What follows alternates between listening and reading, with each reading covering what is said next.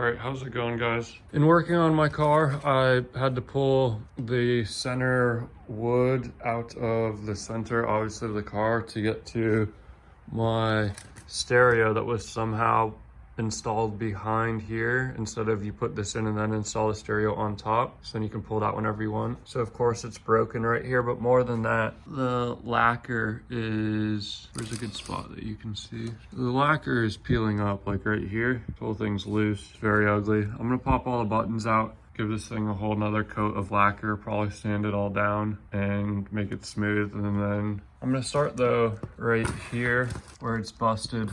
Jumping right into it here, I just have my JB Super Weld super glue. This stuff works really good, fixes anything, fixes the whole car. Then right here, yeah, you'd probably work better with the clamp, but it's holding it really good and protecting the wood. Yeah, so I thought to myself, I really just want to use some sort of epoxy. So the more the research I did on epoxy, the more I realized I didn't almost really want to use this. Looks okay up until right here. So what I did was, realizing that epoxy is just glue, is I got some of what I've used to fix the whole car and just put it on a piece of wax paper. This was the one I actually used, but it stuck. And I just this was lifted up, so I put some underneath. And I tried to put some underneath this one as well so it wouldn't move around. But I just put super glue on all the cracks right here to try and stop them from cracking. Now you may be thinking to yourself, wow, that looks like junk, but I think it's still drying, but just what's it called? The wax in your skin or whatever on the skin, basically you can get it all to just go away.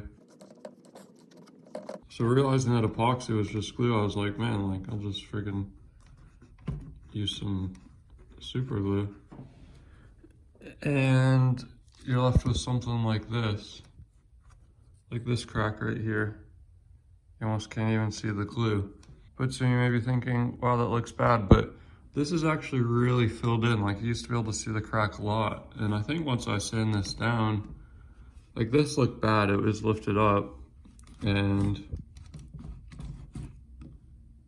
you almost can't even tell. Now with your hand, you can tell because there's ridges. So I never even opened this, I never even used this. I realized that this is just for if you sand something down, the instructions tell you itself to sand the thing down and clean it. But I don't want to sand this. This is some sort of turtle shell type crust on top right here, that if I were to let this peel off, it would just be ugly wood underneath. And people have made other videos on YouTube where they their wood's too far gone to begin with, a lot of the people, but this wood wasn't too far gone. So I think this is dry. I did this earlier in the day.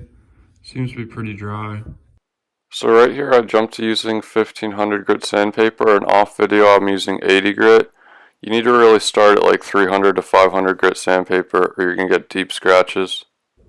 Okay, so part way through I realized that the fine sandpaper wasn't really doing much. And at this point it is really smooth.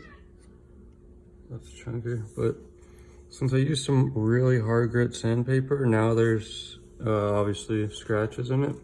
So now I really need to sand it with the finer sandpaper. Alright, so the rabbit hole gets much deeper right here. I break out some plastic X, and this is after sanding it a little bit more.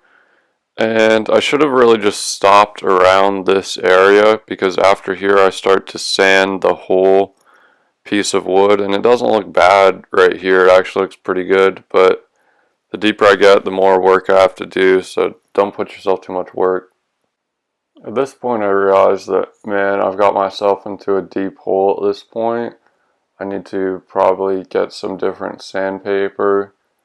That just waxing the thing wouldn't necessarily work because the surface isn't right. You can see a clear difference between the untouched wood and the sanded wood, there's just too many scratches and grooves. So I break out some 1000 grit sandpaper that I just got, and I'm thinking that this will probably save the whole thing. But man, like if I had a hole, then I make myself just like a giant cave and sand the whole thing, which I guess would make it more level. But at this point, I'm realizing that I'm going to clean the thing and use the polyacrylic, whatever, Minwax, like protective coating on the thing.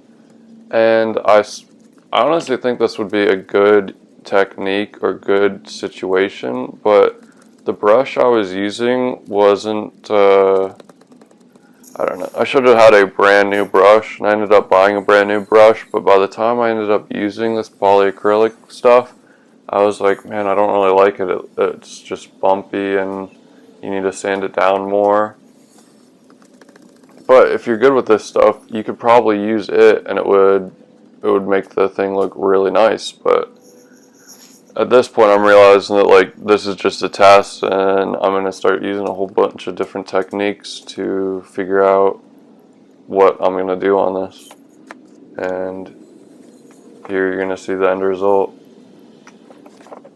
Alright, so after the first coat, it kind of looks like junk. It's been basically 2 hours. I think what the problem was the brush I was using was old and already used, and whoever used it before didn't fully clean it. So what you're supposed to, that's why you can see all these lines and stuff in it from the brush.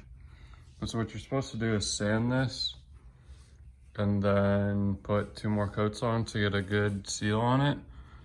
Yeah, so at this point I decided I'm not going to use that polyacrylic stuff anymore. Again, you probably could use it, but at this point I'm just going to test a whole bunch of different things and as a test subject, see what would work best for everyone. So right here, this stuff right here, Howard's Restore Finish, this stuff works really good. It makes it look really nice, especially when it's wet. On the back it says to get some sort of finishing stage protective coating. So again, like the polyacrylic could have worked. This stuff right here, if you bought the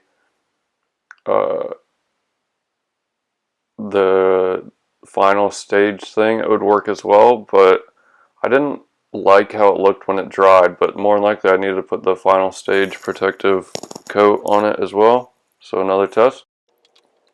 Alright, this is the final test. This is just Avalon King ceramic coating.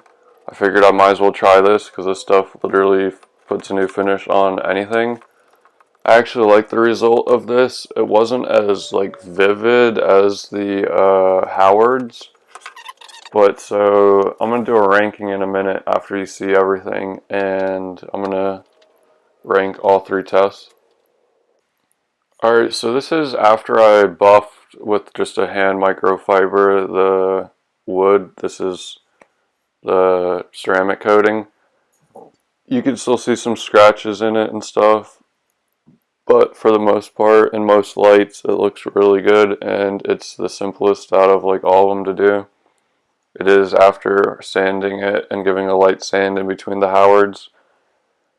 If I could give a rank to everything, I would say probably the Howard Restore Finish #1, but you need to buy the protective coating thing on that it says to buy at the end.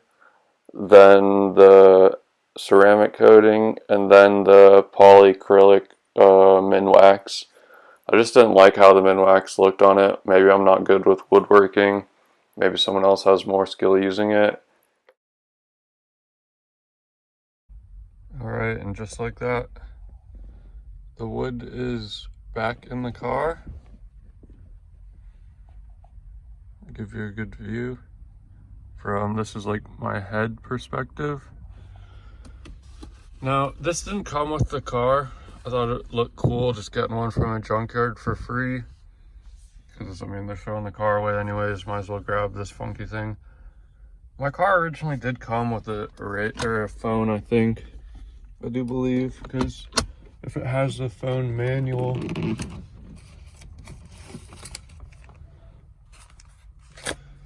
I think it had one of the corded phones. I think this car had every option for an S500.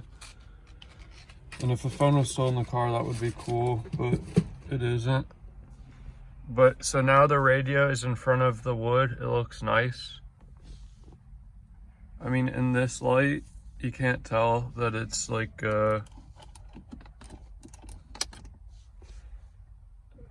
it's not like the right polish or whatever. You know, I think it still looks good. Oh, I'm missing something. Give me 1 sec, I'm gonna put this thing on. I don't know if mine's harder to put on than any others, but I always find this thing difficult to put back on. This thing has never been flushed the whole time I've owned the car. You can watch any video. In most videos, I don't even have this ring around it because there's a clip here, and then 2 clips down here. And when I bought the car, the top plate was loose. I fixed that when I took all this off, so now this is tight. You can like shift through the gears, and it's like tight how it's supposed to be.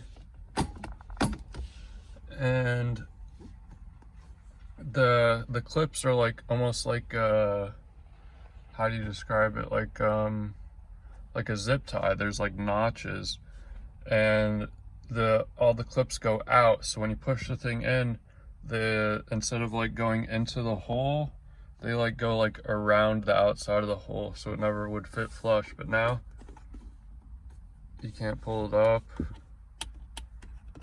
It's tight. It's smooth right here. There's no cracks in the wood. If I was really trying to spend a whole lot of time, which I did spend way too much time on this, I would have put like drops of super glue right here and then sanded it so it's flat, so there's not these like little nicks taken out of it. But at the start of the video, this was peeling up right here, like with my nail. Can't feel anything. Can't feel anything anywhere. I mean, this is much better than it was before. The radio is now on the outside of the wood, how it's supposed to be. The person before me, I don't know what they were thinking, trying to like crack the wood right here. Now when you go to take this out, you can just put the pins in and pull it out. I mean, I think this looks nice right here. I think this is a W140 phone. I think on these cars, they came with the center console phones.